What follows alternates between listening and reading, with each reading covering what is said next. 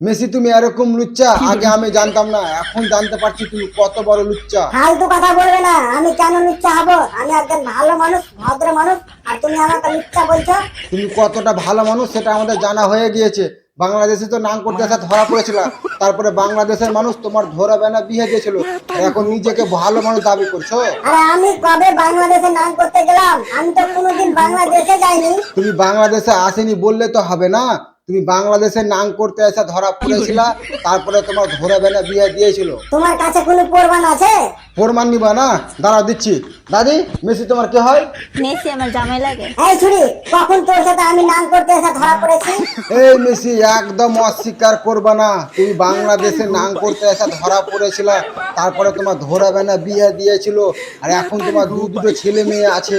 আমি ভালো বিশ্বে যাব না, আমার বাংলাদেশে দুটো ছেলে মেয়ে আছে। কি তুমি বিশ্বাস যাবে না? দাঁড়াও তোমার ছেলেকে দেখাচ্ছি। এই দাদির বেটা, মেসি তোর কি হয়? মেসি আমার আব্বা, মেসি ভাই, মেসি আমার আব্বা। এই দেখতে পেলা, চিল্লা চিল্লা বলছে মেসি আমার আব্বা। এই হুলুমুখ আমার ছেলে হতে পারে না। হনুমুখ হোক আর যাই মুখ হোক, এটা তোমার ছেলে, তোমাকে মানতে হবে। আর তোমার মেয়েকে দেখাচ্ছি। এই দাদির বেটি, মেসি তোর কি হয়? মেসি আমার বাপজান। এই যে দেখলে কত সুন্দর ভাবে হেসে হেসে বললো মেসি আমার বাপজান। আমি ভালো বিশ্বে যাব না, এগুলো আমার বউ ছেলে মেয়ে।